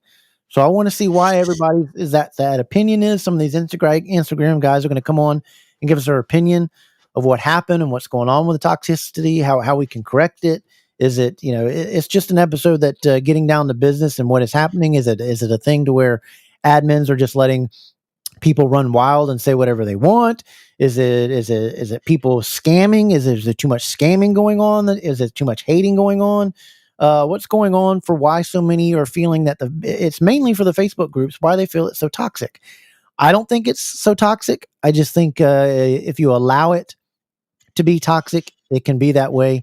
And it's sometimes, I guess we could say that if you're the faint-hearted, online's probably not where you should be, kind of thing, right, Ethan? No, I totally agree, and that's the thing is just getting yourself to distinguish like what's real and what's not on Facebook and in the hobby, and how to handle it. That's where it separates the good from the bad. Yeah, it's just we really wanted to talk about this just because, like I said, just a lot of people every time when I bring over an Instagram influencer or whatever, they're like, I don't get on Facebook groups too much or pages just because there's a lot of toxic and a lot of people being, and I'm just wondering, is it because some admins need to be better in some of these groups, or is it people need to be spoke out against more when you're hating on somebody's new belt day kind of thing? Is it drama stuff, or is it jealousy, or is it some stuff that we're missing? Does this stuff happen on X? Does this stuff happen on Instagram? I don't see it a lot on Instagram, and I'm wondering why that is. And it seems to me mainly because it's an individual's page that can control it. On a Facebook group, you really can't control anything unless you're the admin. Is that a key to it? So we're going to talk about that. What does everybody think? Do you think the belt hobby is toxic? Is it just like every other hobby, Facebook hobby? In my opinion, I think a lot of it just stays in the Facebook. I think a lot of the Facebook stuff, when it happens, comes on these Facebook groups. And I don't think on individual pages like X and Instagram that it happens. So it'll be interesting to see what everybody... yeah, there you can. You block and move on if somebody does something. Totally agree. This show isn't, I hope it's not toxic. We just like to talk about it. And even the podcast shows have less drama. That's good. That's good there because there doesn't need to be. Watch every show. Every show can be watched. If you can't watch the shows or watch one live one time, 1 week and one other, you can watch them later on. A lot of people watch our shows later on in the week and they get to them. We get messages that, hey, you got me through my work day. I think, Vinny, we got you through your work day tonight. So we appreciate that. But that'll be a fun show next week that we're going to talk about is the belt hobby toxic? Where does it stem from? Because I'm just wondering, is it, to me, when people say that, it seems to be because they're always bottom line because it was something in a Facebook group that happened. And I'm wondering, does it happen on X? Does it happen on Instagram? So, or is it the same with, because the knife groups and gun groups, I see it a lot too on the Facebook groups. And I know you see it too. So we're interested in that. That will be a fun show too. Dude, you got to go and you got to go get you some medicine. I'm gonna take some Claritin here in a minute, and Pass out. no, I'm gonna have some dinner and company and do what we gotta do. He's already been boycotted because he's is it janky or stanky? Stanky. There you go. Facebook itself is just toxic. Yeah, I think social media is, and it's how you want to handle it, how you want to do things. I think it's all about how you want to handle it. So we'll get into that. Biggie, love you, man. We'll see you next week, buddy. Appreciate you, man. Peace out, kids. You guys be good. Yeah, buddy. We've had a great show tonight. We want to thank again for coming on our good guy, Figure Kingdom. Want to make sure you guys go over and join all his stuff. He's on TikTok, Instagram, X, and Facebook. Go follow him over there. Give him a like and share and follow. Also, this Thursday night, check out Spanning the Globe podcast right here on the Dab Network on the Wide World Belts YouTube page every Thursday night, 8 p.m., 8/7 Central. Check out Maggard and his leather. He's got some openings. Mention DDK and you get 10% off. Also, check out C4 Authentic Belts, the only ones partnered with Crumb Rind. You got to check them out. They are the only ones partnered with Crumb Rind to get you a Crumb Rind belt. C4 Authentic Belts. Check them out. And online, c4authenticbelts.com. Remember, C4 Authentic Belts. Like it's taking you back to like it's 1986. We love every one of you guys. We've had a great show. Please come back next week. We're going to have fun. It's going to be a blast. It'll be an interesting topic. We're going to find out, is it toxic? Why? Or is it people letting it be toxic or just people complaining? But it'll be a good show to find out if it's all across. Is it just a belt hobby or is it just Facebook groups? And what can be done to improve that and improve experiences. So be kind to one another. Throw those DDKs to get out of here. And we're going to see you guys next week. And we'll save who's going to come in to be our special guest on that for another edition of DDK Saturday Night. So remember, when everybody's got a new belt day, congratulate them. Don't pick on it. Give them a thumbs up, even if you don't like the belt. But you guys come next week. So make sure you stay safe, stay humble, and we'll see you right back here next Saturday night on Double Dropkick. Good night, everybody.